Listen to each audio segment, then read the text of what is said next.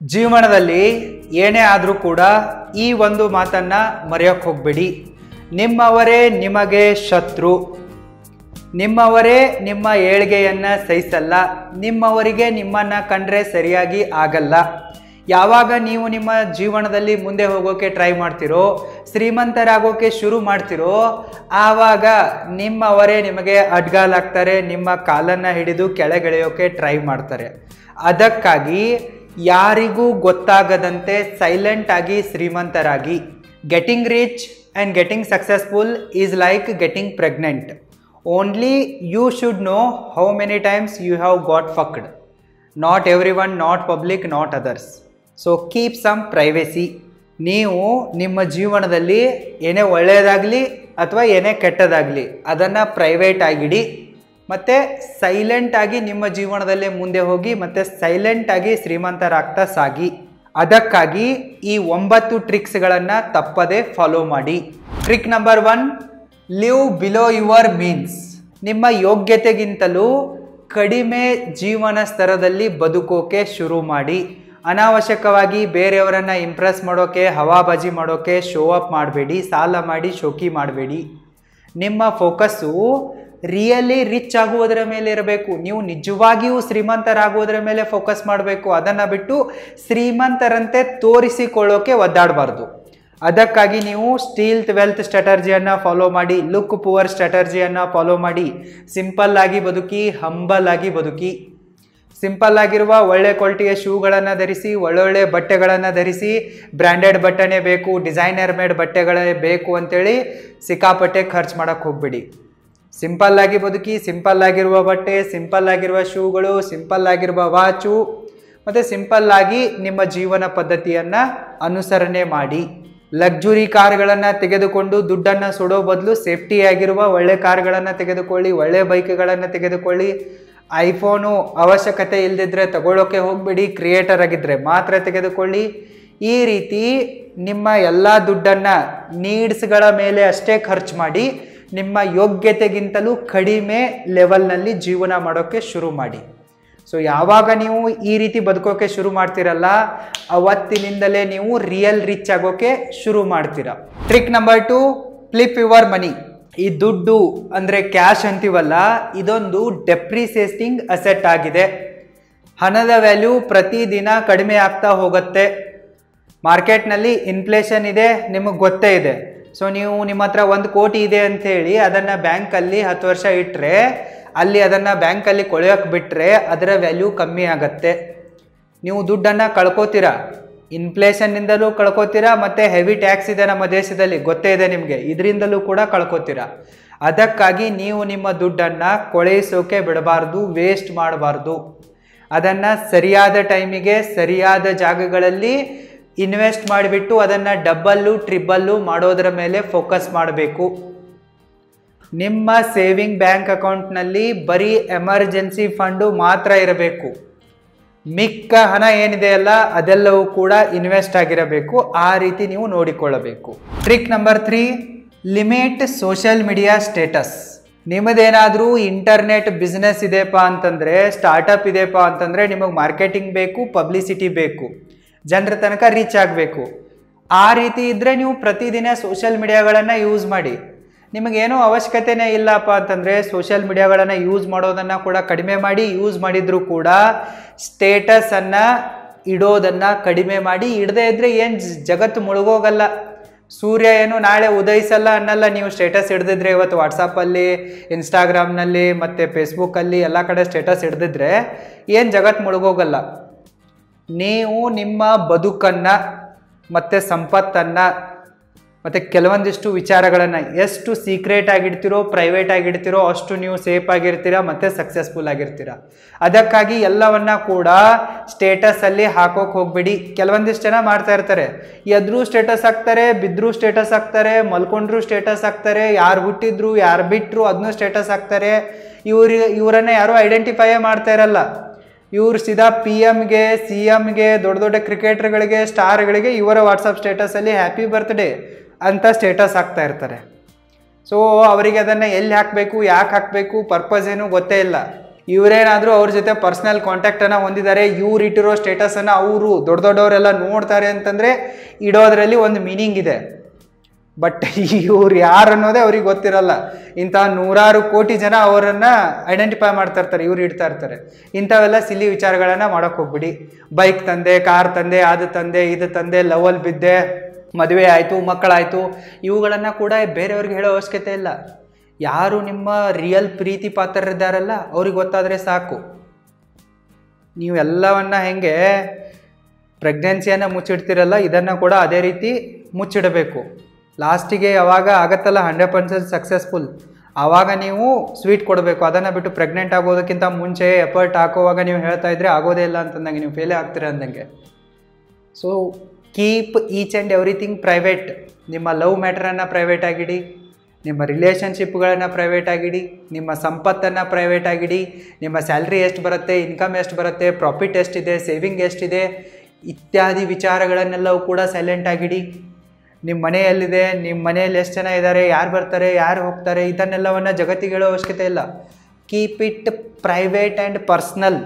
ನೀವು ನಿಮ್ಮ ಲೈಫಲ್ಲಿ ಏನು ತರ್ತಾ ಇದ್ದೀರಾ, ಏನು ಇನ್ವೆಸ್ಟ್ ಮಾಡ್ತಾ ಇದ್ದೀರಾ, ನಿಮ್ಮ ಲೈಫಲ್ಲಿ ಮುಂದೆ ಹೋಗ್ತಾ ಇದ್ದೀರಾ, ನಿಮಗೆ ಸಕ್ಸಸ್ ಸಿಗ್ತಾ ಇದೆ, ದುಡ್ಡು ಬರ್ತಾ ಇದೆ ಅನ್ನೋದನ್ನೆಲ್ಲ ನೀವು ಸೋಷಿಯಲ್ ಮೀಡಿಯಾದಲ್ಲಿ ಹೇಳೋಕ್ಕೆ ಹೋಗಬೇಡಿ, ಸ್ಟೇಟಸಲ್ಲಿ ಹಾಕೊಳ್ಳೋಕೆ ಹೋಗಬೇಡಿ. Keep it private. Trick number 4, build multiple income sources. ನೀವು ಜಾಬ್ ಆದರೂ ಮಾಡಿ, ಇಲ್ಲ ಬಿಸ್ನೆಸ್ ಆದರೂ ಮಾಡಿ, ಏನಾದರೂ ಮಾಡಿ, ನೀವು ಯಾವುದೇ ಕಾರಣಕ್ಕೂ ಒಂದೇ ಒಂದು ಇನ್ಕಮ್ ಸೋರ್ಸ್ನ ಮೇಲೆ ಯಾವುದೇ ಕಾರಣಕ್ಕೂ ಡಿಪೆಂಡ್ ಆಗಬಾರ್ದು. ಅದಕ್ಕೇನಾದರೂ ಆಯ್ತಪ್ಪ ಅಂತಂದರೆ ನೀವು ರೋಡಿಗೆ ಬರ್ತೀರಾ, ಅಳಬೇಕಾಗತ್ತೆ, ಕಂಡವರ ಹತ್ರ ಕೈ ಚಾಚಬೇಕಾಗತ್ತೆ. ಅದಕ್ಕಾಗಿ ಯಾವುದೇ ಕಾರಣಕ್ಕೂ ಸಿಂಗಲ್ ಇನ್ಕಮ್ ಸೋರ್ಸ್ ಮೇಲೆ ಡಿಪೆಂಡ್ ಆಗಬೇಡಿ. ಒಂದು ಇನ್ಕಮ್ ಸೋರ್ಸ್ನಿಂದ ನಿಮಗೆ ಆದಾಯ ಬರೋಕ್ಕೆ ಸ್ಟಾರ್ಟ್ ಆಯ್ತಪ್ಪ ಅಂತಂದರೆ ಮಲ್ಟಿಪಲ್ ಇನ್ಕಮ್ ಸೋರ್ಸ್ಗಳನ್ನು ಶುರು ಮಾಡಿ. ಒಂದು ರೆಂಟಲ್ ರಿಯಲ್ ಎಸ್ಟೇಟನ್ನಾದರೂ ಶುರು ಮಾಡಿ. ಮನೆಗಳನ್ನು ಕಟ್ಟಿಸಿ, ಶಾಪಿಂಗ್ ಕಾಂಪ್ಲೆಕ್ಸ್ಗಳನ್ನ ಕಟ್ಟಿಸಿ, ಬಾಡಿಗೆಗೆ ಕೊಡಿ, ಅಲ್ಲಿಂದ ದುಡ್ಡು ಬರುತ್ತೆ. ಬೈಕು, ಕಾರು, ಸೈಕಲ್ಲು, ಖಾಲಿ ಜಾಗ ಇಂಥವುಗಳನ್ನೆಲ್ಲ ಬಾಡಿಗೆಗೆ ಬಿಡಿ, ಅಲ್ಲಿಂದಲೂ ದುಡ್ಡು ಬರುತ್ತೆ. ಎಲ್ಲಾದರೂ ಇನ್ವೆಸ್ಟ್ ಮಾಡಿ. ಸೊ ಈ ರೀತಿ ಸ್ವಲ್ಪ ತಲೆ ಉಪಯೋಗಿಸಿ ಮಲ್ಟಿಪಲ್ ಇನ್ಕಮ್ ಸೋರ್ಸ್ಗಳನ್ನು ಬಿಲ್ಡ್ ಮಾಡಿ. Trick number 5, invest in ETFs and index funds. ನೀವು ಮಲಗಿರುವಾಗ ಮತ್ತು ಆರಾಮಾಗಿ ದುಡ್ಡು ಮಾಡೋಕ್ಕೆ ಇರುವ ಆಪ್ಷನ್ ಯಾವುದಪ್ಪ ಅಂತಂದರೆ ETFsಗಳು ಮತ್ತು ಇಂಡೆಕ್ಸ್ ಫಂಡ್ಗಳು. ನಿಮಗೆ ಅಷ್ಟೇನು ಜಾಸ್ತಿ ನಾಲೆಜ್ ಇಲ್ಲ ಮತ್ತು ನಿಮ್ಮ ಹತ್ರ ಜಾಸ್ತಿ ಟೈಮ್ ಇಲ್ಲ ರಿಸರ್ಚ್ ಮಾಡೋಕ್ಕೆ, ಫಂಡಮೆಂಟಲ್ ಅನಾಲಿಸಿಸ್ ಮಾಡೋಕ್ಕಪ್ಪ ಅಂತಂದರೆ ನೀವು ETFsಗಳಲ್ಲಿ ಮತ್ತು ಇಂಡೆಕ್ಸ್ ಫಂಡ್ಗಳಲ್ಲಿ ಹೂಡಿಕೆಯನ್ನು ಮಾಡಿ. ಮತ್ತು ನಿಮಗೆ ಸ್ಟಾಕ್ ಮಾರ್ಕೆಟ್ನ ಬಗ್ಗೆ ಎಲ್ಲವೂ ಕೂಡ ನಾಲೆಜ್ ಇದೆ, ಫಂಡಮೆಂಟಲ್ ಅನಾಲಿಸಿಸ್ ಮಾಡೋಕ್ಕೆ ಬರುತ್ತೆ, ಸಿಕ್ಕಾಪಟ್ಟೆ ನಾಲೆಜ್ ಇದೆ, ಟೈಮ್ ಇದೆಯಪ್ಪ ಅಂತಂದರೆ ಸ್ವಲ್ಪ ಜಾಸ್ತಿ ರಿಸ್ಕನ್ನು ತೆಗೆದುಕೊಂಡ್ಬಿಟ್ಟು ನೀವು ಬ್ಲೂ ಚಿಪ್ ಸ್ಟಾಕ್ಸ್ಗಳಲ್ಲಿ ಇನ್ವೆಸ್ಟ್ ಮಾಡಿ. ನಿಮಗೆ ಜಾಸ್ತಿ ಡಿವಿಡೆಂಡ್ ಬರುತ್ತೆ, ಬೋನಸ್ಗಳು ಕೂಡ ಬರ್ತವೆ, ಮತ್ತು ನಿಮಗೆ ಒಂದು ಪ್ಯಾಸಿವ್ ಇನ್ಕಮ್ ಸೋರ್ಸ್ ಆಗುತ್ತೆ, ಮಲ್ಟಿಪಲ್ ಇನ್ಕಮ್ ಸೋರ್ಸ್ ಕೂಡ ಆಗುತ್ತೆ. ನಿಮ್ಮ ಜೀವನ ಸಾಗತ್ತೆ ಆರಾಮಾಗಿ. ನೀವು ಮಲಗಿರುವಾಗಲೂ ಕೂಡ ನಿಮಗೆ ದುಡ್ಡು ಬರುತ್ತೆ. ಯಾವಾಗ ನಿಮ್ಮ ದುಡ್ಡು ದುಡಿಯಲು ಶುರುವಾಗುತ್ತೋ ಆವಾಗಲೇ ನೀವು ಶ್ರೀಮಂತರಾಗ್ತೀರಾ. ನೀವು ಕೂಡ ಕೆಲಸ ಮಾಡಲೇಬೇಕು. ಬಿಸ್ನೆಸ್ ಇರಲಿ, ಜಾಬ್ ಇರಲಿ, ಸ್ಟಾರ್ಟಪ್ ಇರಲಿ, ಅದೇನೇ ಇರಲಿ. ಮತ್ತು ನಿಮ್ಮ ದುಡ್ಡು ಇದೆಯಲ್ಲ, ಅದು ಯಾವುದೇ ಕಾರಣಕ್ಕೂ ಖಾಲಿ ಕೊಡಬಾರ್ದು.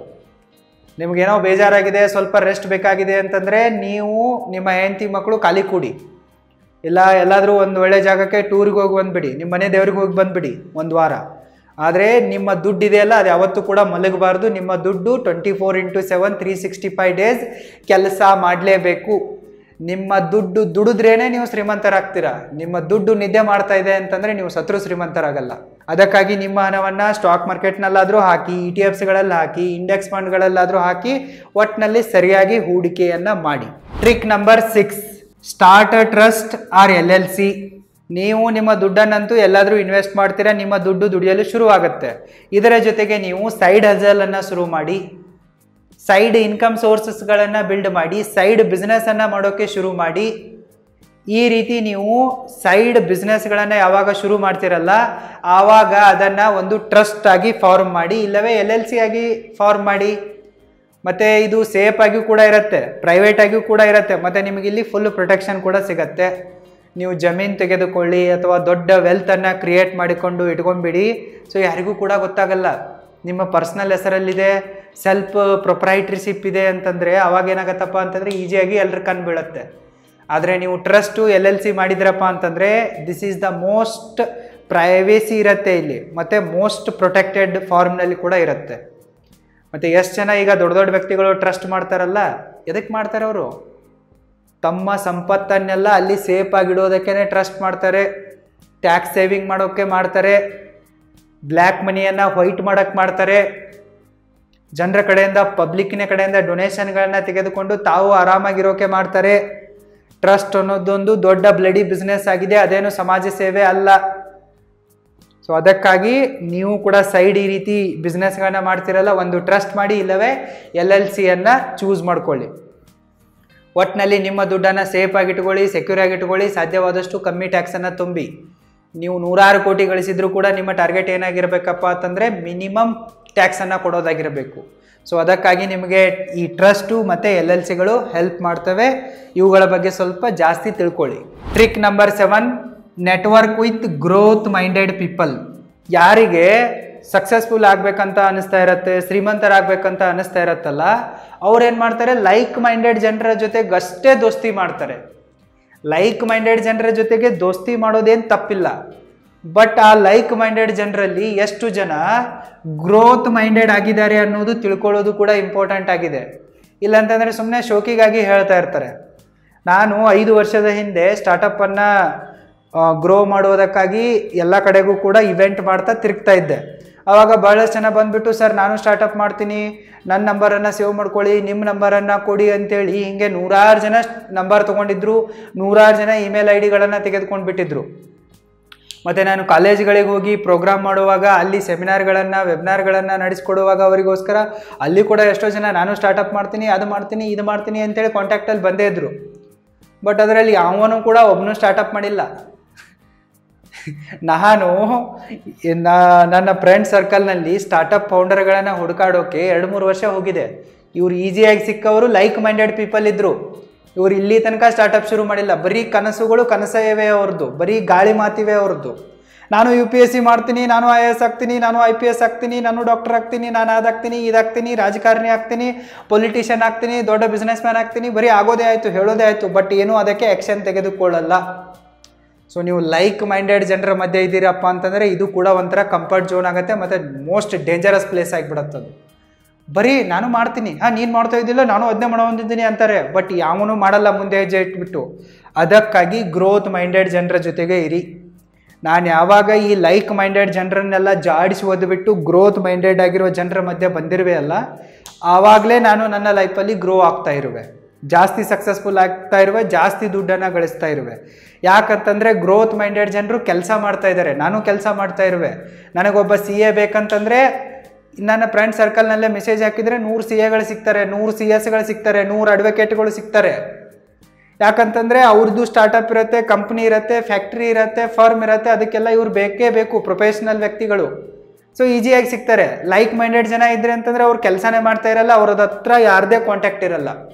ಅದಕ್ಕಾಗಿ ನೀವು ಗ್ರೋತ್ ಮೈಂಡೆಡ್ ಜನರ ಜೊತೆಗೆ ನೆಟ್ವರ್ಕಿಂಗನ್ನು ಮಾಡಿ, ನಿಮ್ಮ ನೆಟ್ವರ್ಕನ್ನು ಕೂಡ ಇಂಪ್ರೂವ್ ಮಾಡಿ. Your network is your network, ನಿಮಗೆ ಗೊತ್ತೇ ಇದೆ, ಅದರ ಮೇಲೆ ಸ್ವಲ್ಪ ಫೋಕಸ್ ಮಾಡಿ. Trick number 8, keep learning and keep growing. ನೀವು ನಿಮ್ಮ ಜೀವನದಲ್ಲಿ ಕೊನೆ ಉಸಿರಿರೋ ತನಕವೂ ಕೂಡ ಕಲಿತಾನೇ ಇರಬೇಕು ಮತ್ತು ಬೆಳಿತಾನೇ ಇರಬೇಕು. ಕಲಿಯೋದನ್ನು ಕೂಡ ನಿಲ್ಲಿಸಬಾರ್ದು ಮತ್ತು ಬೆಳೆಯೋದನ್ನು ಕೂಡ ನಿಲ್ಲಿಸಬಾರ್ದು. ಆ ರೀತಿ ನಿಮ್ಮ ಅಟಿಟ್ಯೂಡ್ ಇರಬೇಕು. ನೀವು ನಿಮ್ಮ ಬಿಸ್ನೆಸ್ಗೆ ಸಂಬಂಧಪಟ್ಟಂತೆ, ಜಾಬಿಗೆ ಸಂಬಂಧಪಟ್ಟಂತೆ, ಫೈನಾನ್ಸಿಗೆ ಸಂಬಂಧಪಟ್ಟಂತೆ ಈ ರೀತಿ ಏನಿಲ್ಲ ಕಲಿತಾನೇ ಹೋಗಬೇಕು. ಕಲಿಯೋದಕ್ಕೆ ಯಾವತ್ತೂ ಕೂಡ ಫುಲ್ ಸ್ಟಾಪ್ ಇರಬಾರ್ದು. ಎಜುಕೇಷನ್ ಈಸ್ ಅನಂತ, ಅದಕ್ಕೆ ಎಂಡೇ ಇಲ್ಲ. ಅದಕ್ಕಾಗಿ ನೀವು ಕಲಿತಾನೇ ಇರಬೇಕು. ನಿಮ್ಮ ಸ್ಕಿಲ್ಗಳನ್ನು ಇಂಪ್ರೂವ್ ಮಾಡಿಕೊಳ್ತಾನೆ ಇರಬೇಕು. ಜಾಸ್ತಿ ಸ್ಕಿಲ್ಗಳನ್ನು ಕಲೀರಿ ಮತ್ತು ಜಾಸ್ತಿ ದುಡ್ಡನ್ನು ಗಳಿಸಿ. First learn then earn. ಒಂದು ವೇಳೆ ನಿಮಗೇನಾದರೂ ಪ್ರೊಫೆಷ್ನಲ್ ವಿಡಿಯೋ ಎಡಿಟಿಂಗನ್ನು, ಸ್ಮಾರ್ಟ್ಫೋನ್ ವಿಡಿಯೋ ಎಡಿಟಿಂಗನ್ನು, ಸ್ಮಾರ್ಟ್ಫೋನ್ ಫಿಲಮ್ ಮೇಕಿಂಗನ್ನು, ಲಾಗಿಂಗನ್ನು ಮತ್ತು ಯೂಟ್ಯೂಬ್ ಚಾನಲ್ ಕ್ರಿಯೇಷನ್ನು ಮತ್ತು ಮ್ಯಾನೇಜ್ಮೆಂಟನ್ನು ಕಲಿಯುವ ಆಸೆ ಇದ್ದರೆ visit www.roaringfilmschool.com and join to our courses. ಇಲ್ಲವೇ ಲಿಂಕ್ ಈ ವಿಡಿಯೋದ ಡಿಸ್ಕ್ರಿಪ್ಷನ್ ಬಾಕ್ಸಲ್ಲಿದೆ, ಚೆಕ್ ಮಾಡಿ ಮತ್ತು ಕಲೀರಿ. ಒಟ್ಟಿನಲ್ಲಿ ಜಾಸ್ತಿ ಕಲೀರಿ, ಜಾಸ್ತಿ ದುಡ್ಡನ್ನು ಗಳಿಸ್ತಾನೆ ಇರಿ. Trick number 9, help and donate anonymously. ನೀವು ಯಾವಾಗ ರೀಚ್ ಆಗ್ತಾ ಇರ್ತೀರಲ್ಲ, ನಿಮಗೆ ಸಾಕಷ್ಟು ದುಡ್ಡು ಬಂದೇ ಬರುತ್ತೆ. ಆವಾಗ ನೀವೇನು ಮಾಡ್ತೀರಾ, ದಾನ ಮಾಡೋಕ್ಕೆ ಶುರು ಮಾಡ್ತೀರಾ, ಅವಶ್ಯಕತೆ ಇರೋರಿಗೆ ಹೆಲ್ಪ್ ಮಾಡೋಕ್ಕೆ ಶುರು ಮಾಡ್ತೀರಾ. ಆವಾಗ ಗಪ್ಚುಪ್ಪಾಗಿ ದಾನ ಮಾಡಿ, ಗಪ್ಚುಪ್ಪಾಗಿ ಹೆಲ್ಪ್ ಮಾಡಿ. ಅನಾನಿಮಸ್ ಆಗಿ ಹೆಲ್ಪ್ ಮಾಡಿ. ಎಲ್ಲೋ ನೀವು ಹೋಗಿ ಒಂದು 100 ಸ್ಕೂಲ್ ಬ್ಯಾಗ್ಗಳನ್ನು ಬಡ ಮಕ್ಕಳಿಗೆ ಕೊಡ್ತಾ ಇರ್ತೀರ, ಅದನ್ನು ಗಪ್ಚುಪ್ ಕೊಟ್ಟು ಬಂದುಬಿಡಿ. ನೀವು ಸೋಷಿಯಲ್ ಮೀಡಿಯಾದಲ್ಲಿ ಹೇಳೋ ಅವಶ್ಯಕತೆ ಇಲ್ಲ. ಅದನ್ನು ನಿಮ್ಮದು NGO ಇದ್ದರೆ ಹೇಳಬೇಕಾಗತ್ತೆ, ಇಲ್ಲ ಈ ಥರ ಟ್ರಸ್ಟ್ ಇದ್ದರೆ ಹೇಳಬೇಕಾಗತ್ತೆ, ಕಂಪ್ನಿ ಇದ್ದರೆ ಮಾರ್ಕೆಟಿಂಗ್ಗೋಸ್ಕರ ಹೇಳಬೇಕಾಗತ್ತೆ. ಬಟ್ ನೀವು ಏನೂ ಇಷ್ಟು ದೊಡ್ಡ ಲೆವೆಲ್ಗೆ ಏನೂ ಮಾಡ್ತಾ ಇಲ್ಲ, ಸುಮ್ಮನೆ ಸಣ್ಣ ಲೆವೆಲಲ್ಲಿ ಇದ್ದೀರಪ್ಪ ಅಂತಂದರೆ ನೀವು ಯಾರಿಗೇ ಹೆಲ್ಪ್ ಮಾಡಿ, ಯಾರಿಗೇ ದಾನ ಮಾಡಿ, ಗಪ್ಚುಪ್ಪಾಗಿ ಮಾಡಿ. ಎಡಗೈಗೆ ಕೊಟ್ಟಿದ್ದು ಬಲಗೈಗೆ ಗೊತ್ತಾಗಬಾರ್ದು, ಆ ರೀತಿ ಮಾಡಿ. ಇನ್ನು ನೀವು ಬಿಸ್ನೆಸ್ ಮ್ಯಾನ್ ಇದ್ದೀರಾ ಅಂತ ಅಂದ್ಕೊಳ್ಳಿ, ರತನ್ ಟಾಟಾರವರಂತೆ ಬಿಂದಾಸಾಗಿ ಡೊನೇಟ್ ಮಾಡಿ. ರತನ್ ಟಾಟಾರವರು ಇಷ್ಟೆಲ್ಲ ಯಾಕೆ ಡೊನೇಟ್ ಮಾಡಿದಾರಪ್ಪ ಅಂತಂದರೆ ಮಾರ್ಕೆಟಿಂಗ್ ಕಾಸ್ಟನ್ನೇ ಅಲ್ಲಿ ಡೊನೇಷನ್ ಆಗಿ ಕೊಟ್ಟಿದ್ದಾರೆ, ಜನ ಮಾರ್ಕೆಟಿಂಗ್ ಮಾಡಿದ್ದಾರೆ ಅಷ್ಟೇ. ಟಾಟಾ ಅವರ ಪ್ರಾಡಕ್ಟ್ಗಳು ಸರ್ವಿಸಸ್ಗಳು ಅಷ್ಟೇನು ಎಕ್ಸಲೆಂಟ್ ಇವೆ ಅಂತೇಳಿ ಹೇಳಕ್ಕೆ ಬರಲ್ಲ. ಅವರ ಕಾರ್ಗಳ ಸರ್ವಿಸ್ ಟಾಟಾ ತೊಗೊಂಡ್ರೆ ಬ್ಯಾಡ್ ಲಕ್ ಶುರು ಆಗುತ್ತೆ ಅನ್ನೋ ಜನರು ಕೂಡ ಇದ್ದಾರೆ. ಸೇಫ್ಟಿ ಇದೆ, ಅದರಲ್ಲಿ ಎರಡು ಮಾತಿಲ್ಲ. ಬಟ್ ಮಿಕ್ಕ ಟೆಕ್ನಾಲಜಿಗಳಲ್ಲಿ ಮೈಲೇಜು ಎಲ್ಲದರಲ್ಲಿ ಕೂಡ ಕಮ್ಮಿ ಇದೆ. ಆದರೂ ಕೂಡ ಯಾಕೆ ಟಾಟಾದ ಬ್ರ್ಯಾಂಡಿಂಗ್ ಆಗ್ತಾ ಇದೆ, ಮಾರ್ಕೆಟಿಂಗ್ ಆಗ್ತಾ ಇದೆಯಪ್ಪ ಅಂತಂದರೆ ಅಲ್ಲಿ ಡೊನೇಷನ್ ಕೊಟ್ಟಿದ್ದಾರೆ. ಬಿಸ್ನೆಸ್ ಮ್ಯಾನ್ ಇದ್ದೀರಾ, ಮಾರ್ಕೆಟಿಂಗ್ ಆದರೂ ದುಡ್ಡು ಹಾಕಲೇಬೇಕು. ಸೊ ಅದನ್ನೇ ನೀವು ಡೊನೇಷನ್ ಮಾಡಿಬಿಡಿ ಪಬ್ಲಿಕಲ್ಲಿ. ಈ ರೀತಿ ಥಿಂಕ್ ಮಾಡಿ ಸ್ವಲ್ಪ. ನೀವೇನು ಬಿಸ್ನೆಸ್ ಮ್ಯಾನ್ ಅಲ್ಲಪ್ಪ ಅಂತಂದರೆ ಗಪ್ಚುಪ್ಪಾಗಿ ಡೊನೇಟ್ ಮಾಡಿ, ನಿಮ್ಮ ಸಂಬಂಧಿಕರಿಗೆ, ನಿಮ್ಮ ಫಾಲ್ತು ದೋಸ್ತುಗಳಿಗೆ ಗೊತ್ತಾಗದ ಥರ ಡೊನೇಟ್ ಮಾಡಿ. ಎಡಗೈಗೆ ಕೊಟ್ಟಿರೋದು ಬಲಗೈಗೆ ಗೊತ್ತಾಗಬಾರ್ದು, ಆ ರೀತಿ ಡೊನೇಟ್ ಮಾಡಿ. ನೀವು ಪಬ್ಲಿಕ್ ಫಿಗರ್ ಇದ್ದೀರಾ, ಬಿಸ್ನೆಸ್ ಮ್ಯಾನ್ ಇದ್ದೀರಾ ಅಂತಂದರೆ ಜಗತ್ತಿಗೆ ಗೊತ್ತಾಗುವಂತೆ ಡೊನೇಟ್ ಮಾಡಿ, ಇದರಲ್ಲಿ ತಪ್ಪೇನಿಲ್ಲ. ಸೊ ನೀವು ಡೊನೇಷನ್ಗಳನ್ನು ಕೊಟ್ಟು ಕೂಡ ನಿಮ್ಮ ಪರ್ಸ್ನಲ್ ಬ್ರ್ಯಾಂಡಿಂಗನ್ನು, ಪ್ರೊಫೆಷ್ನಲ್ ಬ್ರ್ಯಾಂಡಿಂಗನ್ನು, ಕಂಪ್ನಿ ಬ್ರ್ಯಾಂಡಿಂಗನ್ನು ಗ್ರೋ ಮಾಡಿಬಿಟ್ಟು ಮತ್ತಷ್ಟು ಹಣವನ್ನು ಗಳಿಸ್ಬೋದು. ಇಲ್ಲಿ ಸೈಲೆಂಟಾಗೇ ಇರುತ್ತೆ. ಈಗ ನಾನು ಬಿಸ್ನೆಸ್ ಮೆಂಟರ್ ಆಗಿರುವೆ, ನನಗೆ ಅರ್ಥ ಆಗ್ತಾ ಇದೆ. ರತನ್ ಟಾಟಾರವರು ತಮ್ಮ ಮಾರ್ಕೆಟಿಂಗ್ ಬಜೆಟನ್ನೇ ಡೊನೇಟ್ ಮಾಡಿಬಿಟ್ಟು ಜನರನ್ನೇ ಮಾರ್ಕೆಟರ್ ಆಗಿ ಕನ್ವರ್ಟ್ ಮಾಡಿದ್ದಾರೆ ಅಂಥೇಳಿ. ಬಟ್ 99% ಜನ ಏನು ಬಿಸ್ನೆಸ್ ಮೆಂಟರ್ ಅಲ್ಲಲ್ಲ, ಅವ್ರೇನು ಸ್ಟಾರ್ಟಪ್ ಮಾಡ್ತಾ ಇಲ್ಲ, ಕಂಪ್ನಿನೂ ನಡೆಸ್ತಾ ಇಲ್ಲ, ಫ್ಯಾಕ್ಟ್ರಿನೂ ನಡೆಸ್ತಾ ಇಲ್ಲ, ಪೊಲಿಟಿಷಿಯನು ಅಲ್ಲ ಅಂತಂದರೆ ಅವ್ರಿಗೇನು ಗೊತ್ತಾಗುತ್ತೆ. ಸೊ ಅವ್ರು ಈ ಥರ ಓಪನ್ ಆಗಿ ಕೊಟ್ಟರು ಕೂಡ ಅಲ್ಲಿ ಅದು ಸೈಲೆಂಟಾಗಿಯೇ ಅವ್ರು ರಿಚ್ ಆಗಿದ್ದಾರೆ. ಸೊ ನೀವು ಕೂಡ ಈ ರೀತಿ ಮಾಡಿ, ಸ್ಮಾರ್ಟಾಗಿ ಮಾಡಿ. ಈ 9 ಟ್ರಿಕ್ಸ್ಗಳನ್ನು ಸರಿಯಾಗಿ ಫಾಲೋ ಮಾಡಿ, ಮತ್ತು ಯಾರಿಗೂ ಗೊತ್ತಾಗದಂತೆ ಸೈಲೆಂಟಾಗಿ ಶ್ರೀಮಂತರಾಗಿ. All the very best and thank you so much.